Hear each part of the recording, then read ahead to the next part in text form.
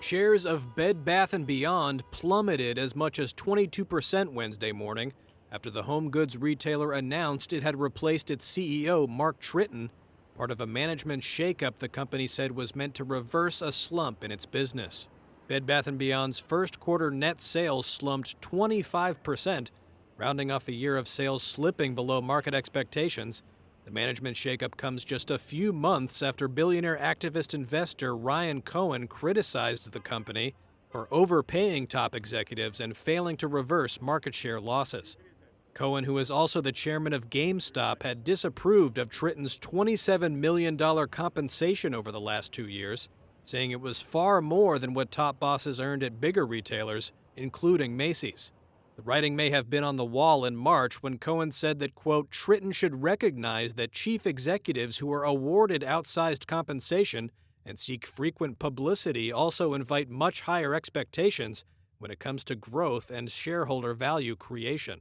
On Wednesday, Bed Bath & Beyond named the head of the strategy committee and independent director Sue Gove as Tritton's replacement on an interim basis.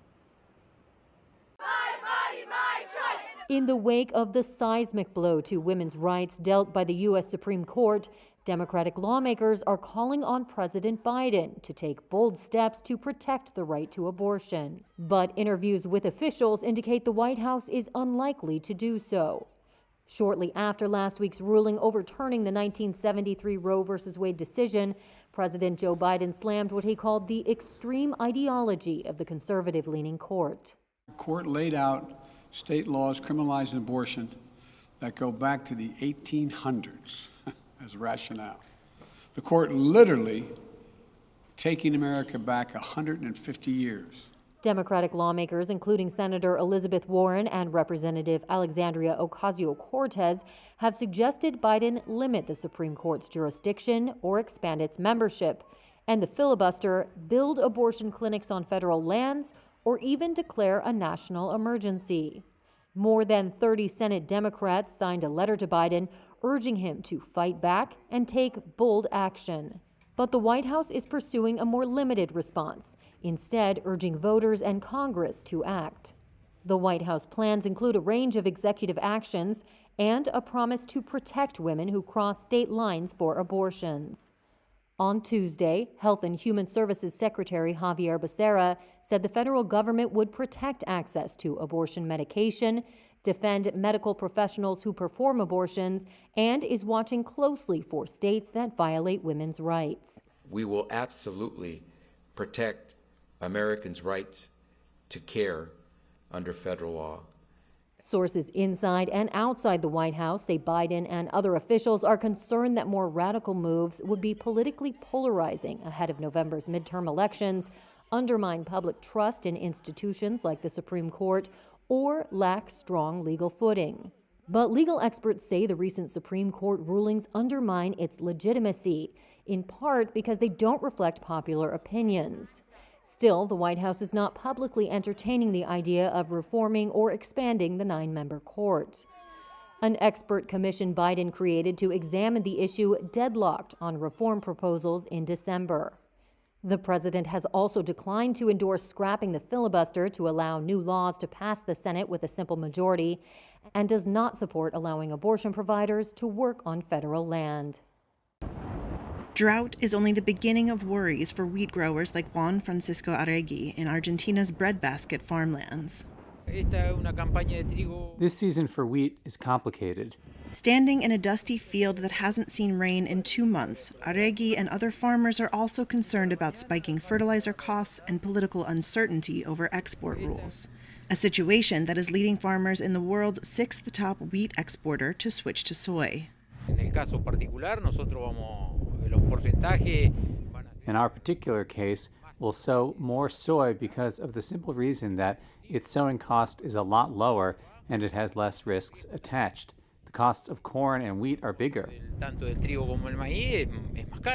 That's bad news for global grain markets still reeling from Russia's invasion of Ukraine, both major wheat exporters, that have snarled global supplies and pushed up prices. Many hope markets like Argentina, which had a record 2021-22 wheat harvest of some 22.4 million metric tons, can step in to fill the shortfall. But that looks unlikely with a sharp production drop expected. Christian Russo is the head agronomist at the Rosario Grains Exchange, which has warned about the worst wheat planting conditions in 12 years. Today, anything that goes wrong with wheat is more important and means greater losses. That is what we are seeing. The exchange says sowing of the grains has been stuck at 65% due to drought that meteorologist Leonardo de Benedictis says won't let up soon. In the short term, the rain trend is still very scarce. We don't have any large precipitation events. There might be some isolated phenomenon, but in reality, we continue with the pretty dry weather pattern. In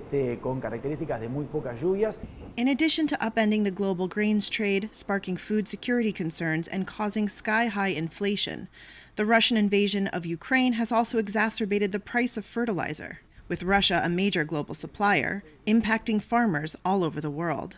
RHD has seen fertilizer prices more than double compared to last year. Phosphorus is around $1,500, $1,600 a ton.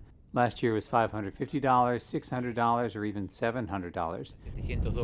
Concerns over government intervention also loom large, with authorities keen on reining in the domestic inflation of 60%. Argentina has kept a lower cap on wheat exports than last year, raised export tariffs on soy meal and oil, and threatened the same for wheat, though lacks congressional support to do so. As Italy experiences its worst drought in decades, dried-out crops aren't the only threat to farmers. Salt water from the Adriatic Sea is now flowing back into the Po, the country's longest river. The flow of seawater into the Po makes irrigation almost impossible, as it risks burning the already parched crops. Giancarlo Montavani is the director of Reclaiming the Po, who are fighting to protect the river. If there's no rain in the next 10 or 15 days, the crops that are not yet lost will be gone. At this stage, we're progressively losing the harvest. The longer the situation lasts, the worse the problem gets, and the more sown areas fail to produce. The Po runs for more than 403 miles from west to east, across the north of the country, a region which accounts for around a third of the country's agricultural output. The river is suffering the effects of a lack of winter snow, compounded by a baking early summer. Large areas of sandbanks lay exposed on stretches of the river as the water levels drop and its flow slows, making it easier for seawater to encroach. These fields in Porto Tolle, near the Po Delta, once contained an abundance of soy plants. Now they are dried up and damaged. Federica Vidali works here as an agricultural entrepreneur. She says the lack of rain is starting to concern her. I am trying to be optimistic, but at the moment when it doesn't rain and you see the whole year of work lost, you become afraid, you are sad, and you try to be positive. As part of efforts for some respite from the crisis, tractors have been set up to pump water from River Po into canals in Isola Pescorali, a small town in the province of Cremona, which can then water the crops.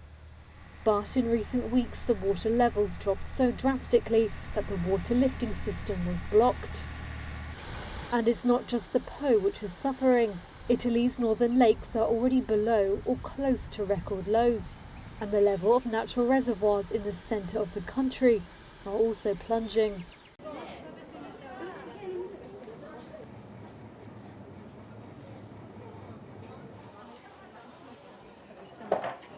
It's really hot today, so I came here to eat shaved ice.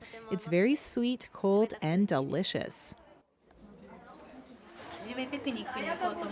We were going to go on a picnic, but it was too hot and we would get dizzy from the heat, so we came here to eat shaved ice to stay cool.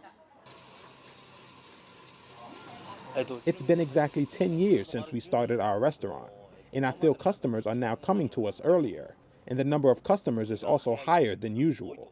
I think it's because the rainy season is gone, and it's gotten hotter earlier in the year, so that's probably why we have more customers now. News.